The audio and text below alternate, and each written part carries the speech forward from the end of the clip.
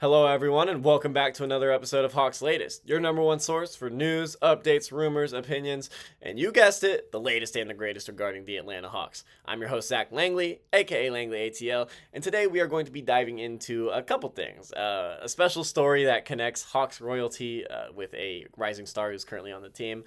Plus, we are just now officially 1 month away from the 2025 NBA draft. And, as we stated in previous videos, and as I'm sure you all know, Atlanta has that pair of first round picks, 13 and 22. So there's a lot to look forward to over the next 30 so days.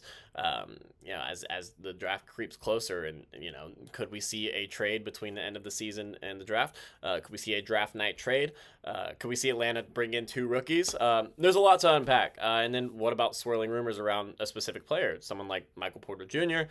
or someone of that nature?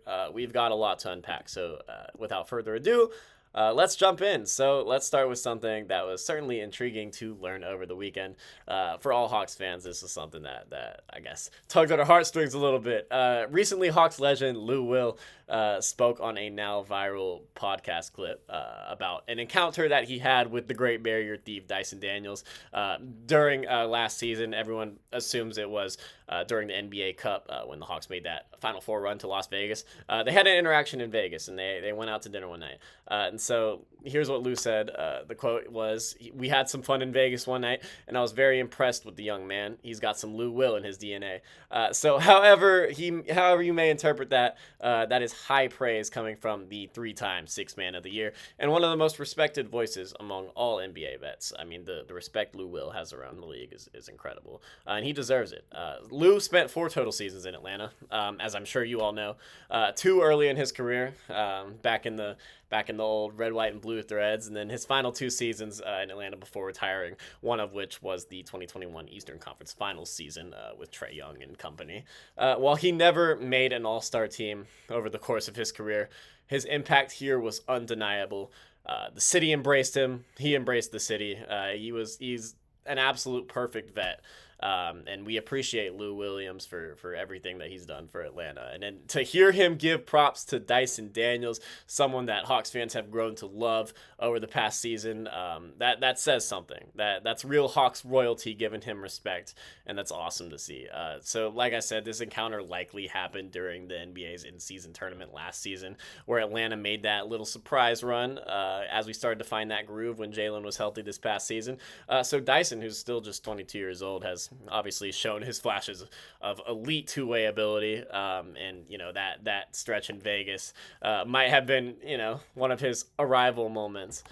So now here's what makes this so special. You've got a Hawks legend in Lou Will, obviously known for his craft and then his poise and demeanor, recognizing those same traits in Dyson Daniels. This is more than just a shout out.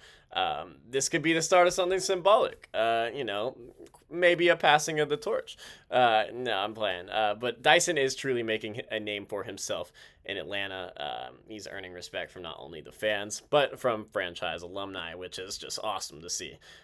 Whether it's, these casual interactions or the behind-the-scenes mentorship, Dyson is clearly making a strong impression among Hawks royalty, and in a young locker room, which includes himself and then Reza Shea Johnson, that needs more vocal leaders as we go through this culture reset. Lou's words might just elevate Dyson's status as a leader in this team. So shifting gears, actually, as of today, as I said at the beginning of this video, we are officially 1 month away from the 2025 NBA draft, which is scheduled for June 25th. And the Atlanta Hawks currently own 2 first-round picks, number 13 and number 22. But here's the thing, though. It's highly unlikely that the front office brings in 2 rookies next season. Now, obviously, that is what they're going to have to do if they decide to make no moves. But, with the team trying to maximize Trae Young entering his prime and surrounding him with these contributors, which the starting 5 is locked up for next season, obviously bearing a blockbuster trade for a Giannis or a KD, which, is obviously unlikely. Don't be surprised if one or both of those picks are used as trade pieces. It could very well happen. There are a variety of scenarios in play, but the underlying theme is certainly clear. This team is obviously looking to take a step forward, not backward. And drafting two rookies and with the intention of playing both of them could slow down that momentum, which is why obviously I think this is something that they are not willing to do or want to do in general. So, I mean, now I guess let's talk about some possibilities. Could Atlanta package 13 and 22 to move up into the top 10? Absolutely. Absolutely. And I think this is probably the most likely scenario. It's a bit of a hot take, but I think with 13 and 22, moving into the top 10 is super realistic because there are some prospects that the Hawks have been talking to. Obviously, that we mentioned in one video where they're talking to Con Kneppel and Derek Queen. But there are plenty of great fits in that range, much better than the range between 13 and 22. There are wings with upside, playmakers who could complement Trey and company, and some high IQ defenders that are, certainly on that list. And don't forget, draft night is often when GMs decide to get bold. Atlanta they're going through their process with the president of basketball operations search. It could be a completely new front office staff by the time the draft comes around. So, I mean, we've seen teams part with core players and shake up their identity in a matter of hours. Long story short, Atlanta has assets. They have these contracts, they have these young players, and they have draft capital. I'll always say don't rule out a blockbuster deal. Obviously, those are always unlikely, but always look out for them. Not just to move up, but to land a proven piece that fits the timeline. And I guess in saying that, this kind of leads us right into our final topic, which is Michael Porter Jr. Out of Denver. We need to talk about that, chatter, because rumors are starting to begin to swirl that Denver may look to restructure their roster after another disappointing playoff run after they won the championship a couple years back. MPJ actually had a career year statistically in the regular season, but struggled mightily when it mattered most.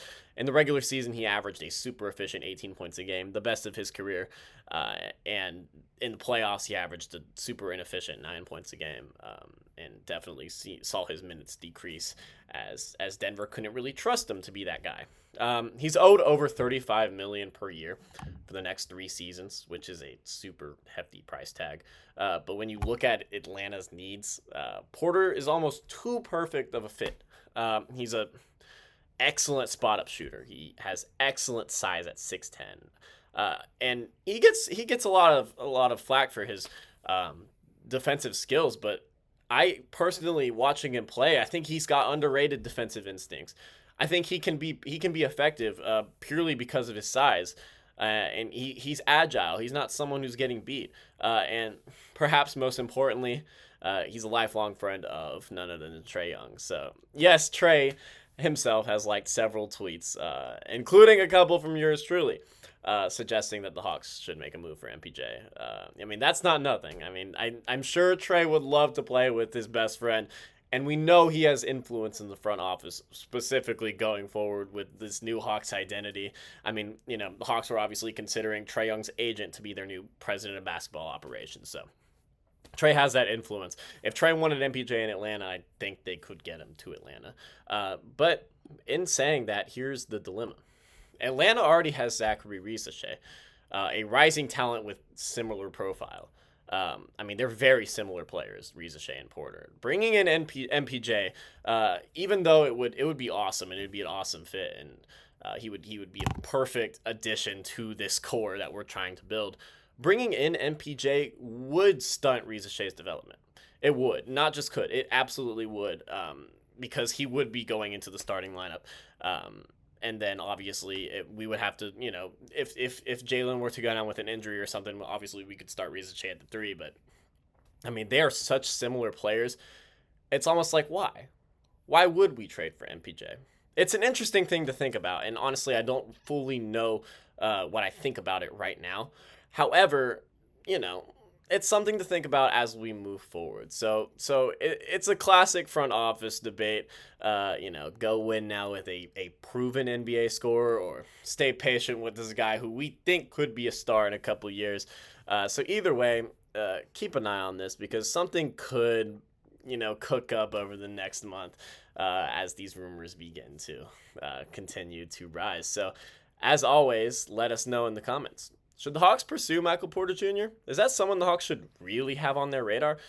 Would you trade up in the draft? How excited are you about Dyson Daniels and Lou Will getting together in Vegas? That's just awesome. I probably talked about that for way much longer than I should have. It wasn't a whole lot to unpack, but that's just the fanboy in me just really loved hearing that. So if you enjoyed this video, be sure to like, subscribe, and turn on those notifications. We've got tons of more content coming out as draft night approaches. We're going to continue to be consistent and pump out videos every single day. I want to get as much Hawks content to you guys out as possible. So once again, this has been Hawks Latest. I'm Zach Langley, aka Langley ATL, and I will see you guys next time. Thank you for watching.